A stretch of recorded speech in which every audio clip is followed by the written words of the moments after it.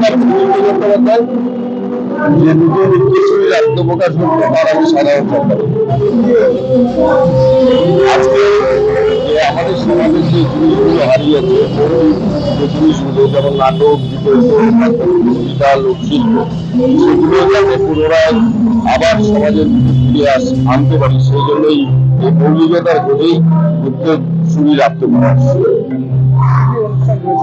আজকে সব ধরনের অনুষ্ঠানই আমরা রেখেছি, যেমন নাচ আছে, গান আছে, নাটক আছে, আবৃত্তি আছে, খণ্ডান আছে, সঙ্গীত আছে, দোতারা বাজানো আছে, বাঁশি বাজানো আছে এবং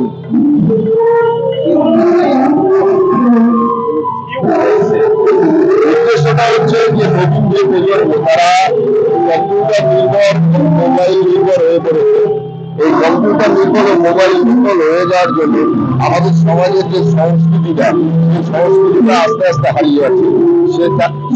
হারিয়ে যাওয়াটাকে যাতে পুনরায় ফিরিয়ে আনা যায় বিভিন্ন মঞ্চের মাধ্যমে, তাহলে তার বিভিন্ন সহযোগিতারও ব্যাপার আছে। সেই সহযোগিতার জন্য আমরা নতুন প্রজন্মকে যাতে তাদের স্টেজ এবং তাদের যে মৌলিকতা, সেই মৌলিকতাকে যাতে তাদের কাছে আবার পুনরায় ফিরিয়ে দিতে পারে।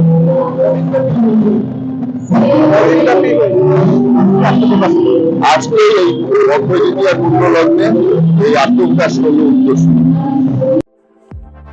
বাড়ি তৈরি করছেন?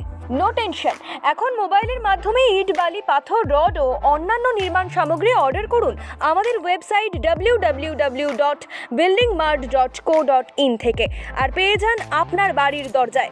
বন্ধুগণ, আর দোকানে দোকানে ঘোরার প্রয়োজন নেই, মালপত্র নষ্ট হওয়ার ঝামেলাও নেই।